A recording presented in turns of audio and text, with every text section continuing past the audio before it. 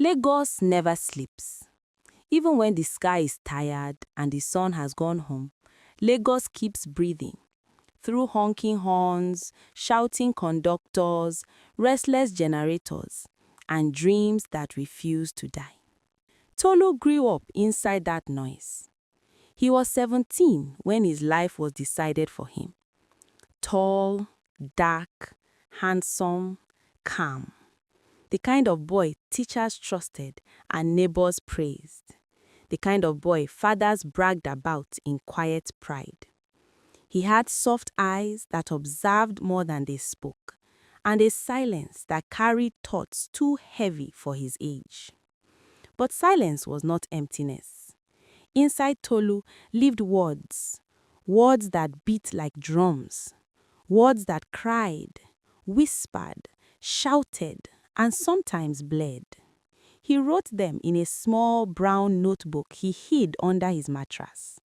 He wrote at night when the city softened, when NEPA took light and stars replaced bulbs, when his father's snores filled the living room. He never told anyone, because dreams in his house were not discussed, they were decided. The dream his father chose. Tolu's father was a respected man in their neighborhood in Surulere, a man who believed in structure, sacrifice, and success that could be explained easily. Doctor, lawyer, engineer, those were the Holy Trinity. Law is dignity, his father often said. Law is respect. Law is security. In this Nigeria, you must hold something strong.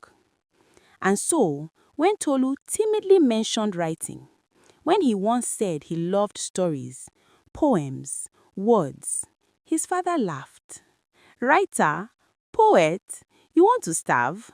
Who will greet you in the morning? That was the end of the conversation. At 17, Tolu wore his admission letter to the University of Lagos, UNILAG, like borrowed clothes. It fit his body, but not his soul. He was going to study law. UNILAG was beautiful and cruel at the same time. During lectures, Tolu listened, took notes, and answered questions. He was disciplined, focused, obedient. At night, when the hostel lights dimmed and Lagos quieted just a little, he brought out his notebook. That notebook knew his real name.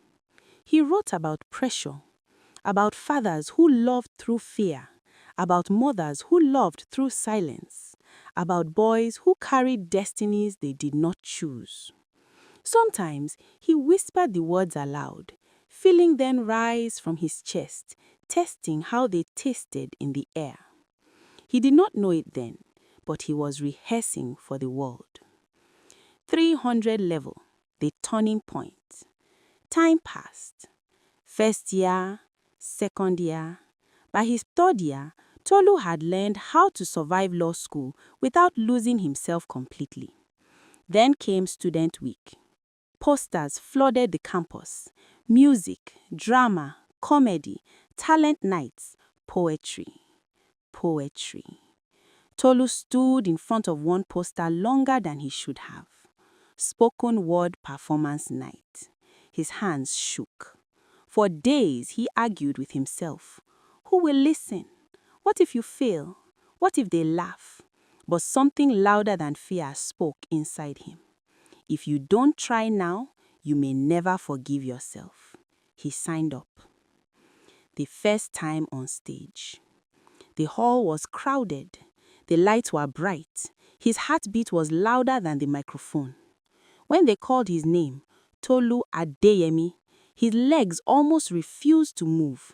But he walked. Tall, calm, quiet. He stood at the center of the stage, held the mic with both hands, closed his eyes and breathed. Then he spoke. He spoke about a boy raised on expectations, about dreams locked inside obedience, about voices buried under certificates. The hall went silent. Then someone snapped fingers. Then another. Then Applause, slow at first, then wild. By the time he finished, people were standing. Some were crying. Tolu stepped off the stage trembling, not from fear this time, but from freedom. The rise. That night changed everything. For the next 3 days, Tolu performed again and again and again. Word spread. Have you heard that law guy? The poet, the calm one. Students followed him. Invitations came. Videos circulated. The event host, impressed and curious, pulled him aside. "You have something," she said. "Come perform at an open mic in Yaba this weekend."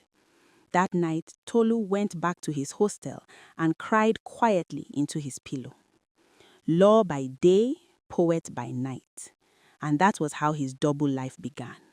By day, law lectures, court cases, exams. By night, stages, microphones, crowds. He performed in cafes, rooftops, small halls, anywhere they gave him a mic. Sometimes he returned to his hostel at 2 a.m., tired but alive. He never told his parents. His father still believed his son was walking a straight, respectable path.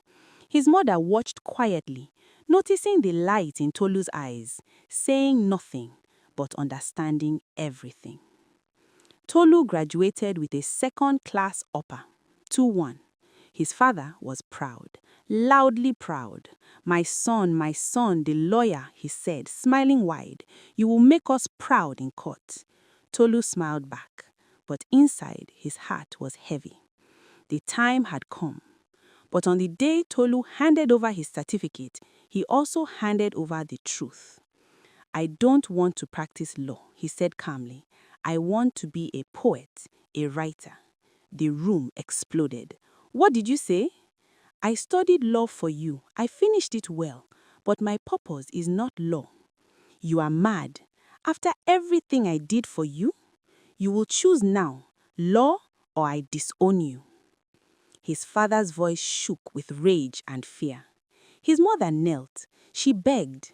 "He is our only child." But the father stood firm. "I love you, Daddy, but I must leave my truth. Leave this house," he said, "and never return." Tolu packed his things that night. The struggle. Life was not kind. Some nights he slept hungry. Some days he questioned himself. He performed for little money, sometimes none. Doors closed, rejections came, loneliness followed him like a shadow. But his mother helped secretly. A small transfer, a quiet prayer, a whispered encouragement. "Don't stop," she said once. "You were born for this." The world opened. Slowly, things changed. A viral video, an international invitation, a passport filled with stamps.